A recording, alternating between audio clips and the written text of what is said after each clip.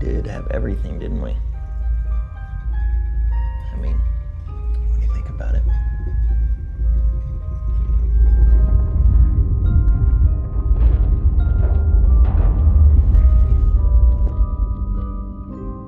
What difference at this point does it make?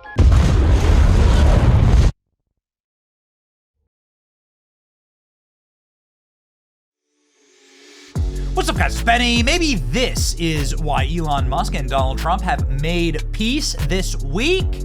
I don't know, besties all over again. Because Congress is finally ratifying the DOGE cuts.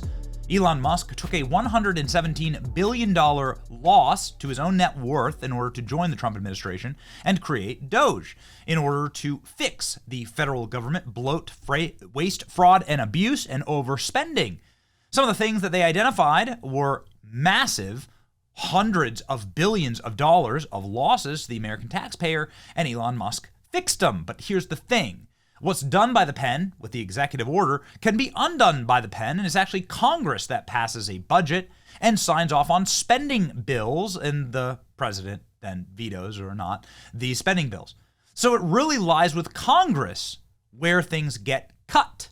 Everything else is just a short-term fix, right? And can be undone very quickly. But Congress can pass bills and can cut federal bloat.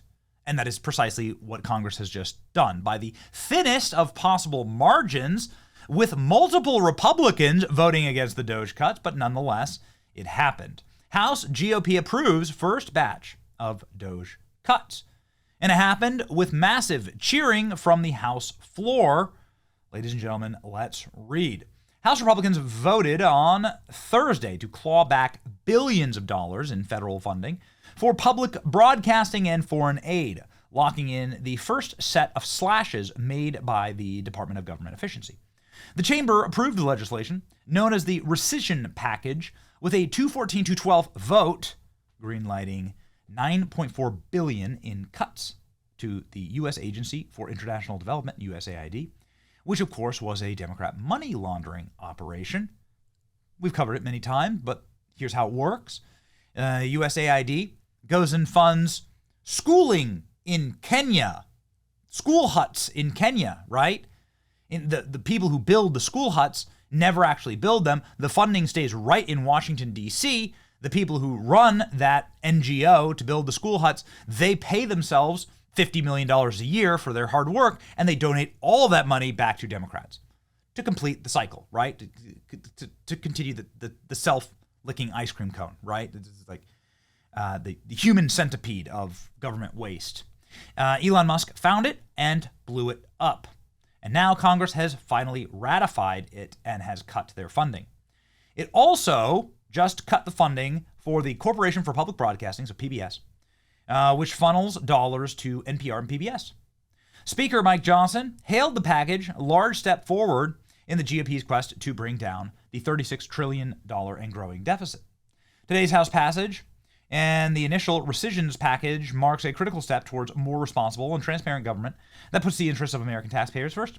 Johnson said in a statement, "It is one of the ways that Republicans are codifying DOGE's findings and putting taxpayer dollars to better use." Despite the emphasis on the legislation, passage was not a sure thing. A handful of Republicans, moderates, cucks, voiced concerns about the packages leading up to the vote, taking issue with the cuts to public broadcasting. Really? Why exactly? Can any Republican figure that out for me? Can any Republican make a case as to why we need to fund NPR? I'm waiting for that. Please. But in the end, only 4 GOP lawmakers joined with Democrats in voting no, giving enough support to squeak through the chamber. The bill's fate in the Senate, however, remains unclear. A cohort of Republicans have aired qualms with some of the provisions in the measure, namely cuts to public broadcasting. Why? Why would you care about the cuts to public broadcasting? What the hell? Can somebody explain that to me? Why do I have to run a profitable channel? So we have employees here. It's a very small company. I'm a small business owner, and we don't get any federal funds. In fact, we get taxed up the ass, just like every other American. And so why don't I get a massive $1 billion from the federal? I'm a broadcaster. I do the public interest. I do stories that people should know about. What is the difference between me and PBS? Why should they and not Fox News get $1 billion? Why isn't the federal government funding Fox News? Okay, fine. You want to say you don't want to fund a, like YouTuber? All right, fund Fox News. Why doesn't the money flow there? It's insanity that we fund NPR. It's insanity that we fund PBS. I'm so sick of this dinosaur logic. Anyway, Republicans are going to cuck out. We'll see if that happens in the Senate. Prompting questions of whether the package will make it to President Trump's desk for a signature. In accordance with the Impoundment Control Act of 1974, the bill is subject to a simple majority in the Senate, meaning Republicans can only afford to lose 3 of their own and muscle it through the chamber, assuming all Democrats vote no. Senate Majority Leader John Thune said the body is unlikely to turn to the issue until July, after the party finishes working on its big, beautiful bill, tax cuts and spending. We'll do reconciliation first. I'd expect that the rescission package will be there in July timeframe. Thune said, adding the Senate could tweak parts of the legislation when it comes into their hands. For now, the successful vote marks a win for Johnson, who brought skeptical Republicans on board to pass the bill, hardline conservatives who upped the pressure on leadership to codify DOGE cuts and deficit concerns. And it came at an interesting moment for the Republican Party. Trump and Elon Musk, the brainchild of DOGE, fierce fighting and flailing last week, began the billionaire criticizing the marquee bill, devolved into personal insults, and a lot of that was, frankly, over the fact that the bill spent more money and added to the deficit. So now Elon Musk is getting what he asked for, right? Maybe this is why Donald Trump and Elon Musk have made up. Maybe Trump promising that he would get this through and defund NPR, PBS, and USAID. These are the big ones. Maybe this is what led to the two on the mend, right? Because Elon Musk publicly apologized, called Donald Trump, and has been responding to various tweets with heart emojis, saying that he wishes Trump well and that he's going to continue to support Trump, and Trump saying the exact same thing about Elon, right? And that's, of course, what we want. As we've said many times before, Donald Trump and Elon Musk don't have to be best friends. In fact, personalities like that don't lend themselves to being like very close friends, because they're both alpha male bulls, right? Very aggressive. Gonna be very aggressive on these kind of things. This was Elon Musk's pet project, but they don't have to be enemies. All right, they need to be allies, not enemies, allies. So, ladies and gentlemen, this is very good news. And to send you off, I have this line of questioning.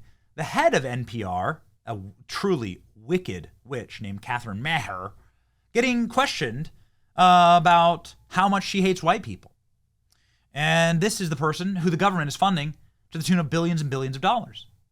This is where the money's going. Again, it's insane. Thank you, Republicans, for defunding this. Do you believe that America is addicted to white supremacy? I believe that I tweeted that, and as I've said earlier, I believe much of my thinking has evolved over the last half decade. It has evolved. Why did you tweet that? I don't recall the exact context, sir, so I wouldn't be able to say. Okay. Do you believe that America believes in black plunder and white democracy? I don't believe that, sir. You tweeted that in reference to a book you were reading at the time, apparently, The Case for Reparations. I don't think I've ever read that book, sir. You tweeted about it.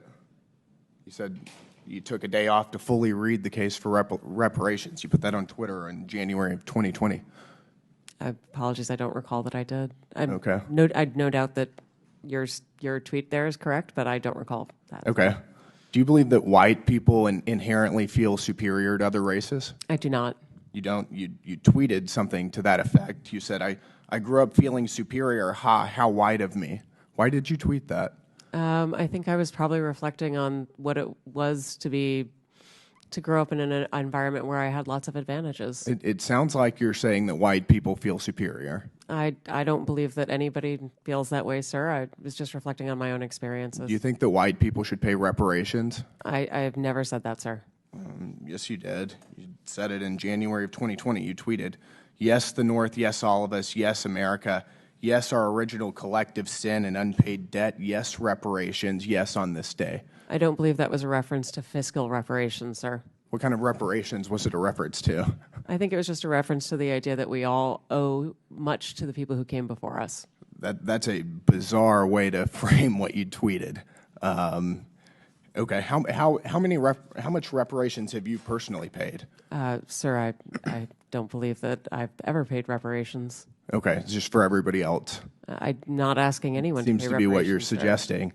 Do you believe that looting is morally wrong? I believe that looting is illegal, and I refer to it as counterproductive. I think it should be prosecuted. Do you believe it's morally wrong, though? Of course. Of course. Then why did you refer to it as counterproductive? It's a very different way to describe it. It is both morally wrong and counterproductive, as well as being You illegal. tweeted, "It's hard to be mad about protests," in reference to the BLM protests, not prioritizing the private property of a system of oppression. You didn't condemn the looting. You said that it was counterproductive. NPR also promoted a book called In Defense of Looting. Do you think that that's an appropriate use of taxpayer dollars? I'm unfamiliar with that book, sir, and I don't believe that was at my You time at tweeted NPR. that you read that book, but I don't believe that I did read that.